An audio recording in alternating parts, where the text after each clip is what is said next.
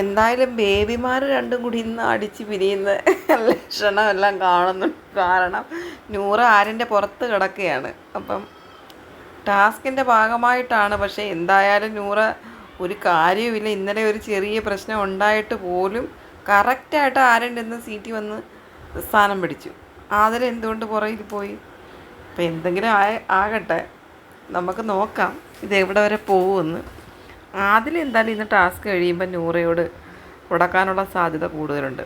എത്രയും പെട്ടെന്ന് ആ അനീഷിനെ അങ്ങ് പറഞ്ഞയക്കാൻ വേണ്ടി മാക്സിമം പണികൾ ഇത്രയും ആതിര പുറകെ ഇരുന്ന് കാണിച്ചു. കാരണം ഒരു ഇച്ചിരി ഗ്യാപ്പ് ഇവരുടെ ഇടയിൽ വരുമല്ലോ, അനീഷ് പോയി കഴിയുമ്പോൾ രണ്ടുപേരും രണ്ട് സീറ്റിലാവുമല്ലോ എന്ന് കരുതിയിട്ടാണ് അനീഷിനെ ഔട്ടാക്കാൻ വേണ്ടി ആ ലോക്കെല്ലാം ആതിര തുറന്നത്. പക്ഷേ അനുമോൾ പുറകെ ഇരിക്കുന്നതുകൊണ്ട് അനുമോൾ ഈ ക്രൂരത ചെയ്യാൻ കൂട്ടു നിൽക്കത്തില്ല.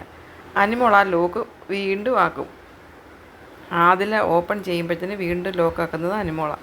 അങ്ങനെ അനീഷിനെ ഔട്ടാക്കാൻ പറ്റാതെ ഇരിക്കുക. പക്ഷേ നൂറ ഭയങ്കര ക്ലോസ് ആയിട്ട് ഇവർ ഫസ്റ്റ് സെക്കൻഡ് നിൽക്കുന്ന ആൾക്കാരാണ്. എന്നാൽ അയാളെ തോപ്പിച്ച് എനിക്ക് മുന്നേ കയറണം എന്നുള്ള ഒരിത് ആരിനില്ല. അപ്പോൾ അത് ആരൻ്റെ ഗെയിമാണോ? ആരും ജയിക്കണമെന്നുള്ള ഗെയിം ആരിനില്ല. നൂറയ്ക്ക് വേണ്ടി അനീഷ് ഇറങ്ങിപ്പോകാനെന്നാണ് ആര്യം പറയുന്നത്. കോ കണ്ടസ്റ്റിനോട് ഇത്ര സോഫ്റ്റ് കോർണർ ഗെയിമിനകത്ത് ഫസ്റ്റ് സെക്കൻഡുമായിട്ട് നിൽക്കുന്ന ആൾക്കാരാണ്.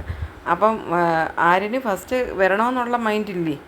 അനീഷിനെ എങ്ങനെയെങ്കിലും അങ്ങ് പുറത്താക്കണമെന്നുള്ള ഇതേ ഉള്ളൂ. പക്ഷേ എനിക്ക് തോന്നുന്നു ആര്യൻ്റെ ഒരു ഉൾഭയമെന്ന് പറഞ്ഞു കഴിഞ്ഞാൽ അനീഷ് ഇങ്ങോട്ടെങ്ങാനും തെള്ളിയോ അല്ലെങ്കിൽ നൂറയും കൂടെ തെള്ളിയാൽ ആര്യം പുറത്തു പോകുന്നുള്ള പേടിക്കാണോ ഇനി അങ്ങനെ ചെയ്യുന്നതെന്ന് അറിയത്തില്ല. എന്തായാലും ഇതത്ര ശരിയായൊരു കാര്യമല്ല. ഈ ടാസ്ക് കഴിയുന്നവിടെ മിക്കവാറും ആതിര നൂറ ബേബികൾ തമ്മിലിടിക്കാനുള്ള സാധ്യത കൂടുതലാണ്. ഇന്നലെ ആരൊരു ചെറിയ പരിപാടി ഒപ്പിച്ചതിന് തന്നെ രണ്ടുപേരുടെ പിണങ്ങി കുറേ ആക്ടിങ് ഒക്കെ കാണിച്ച് ടോയ്ലറ്റ് സെഷനിലൊക്കെ പോയി ഭയങ്കര കെട്ടിപ്പിടുത്തവും ബഹളവും ഒക്കെ ആയിരുന്നു.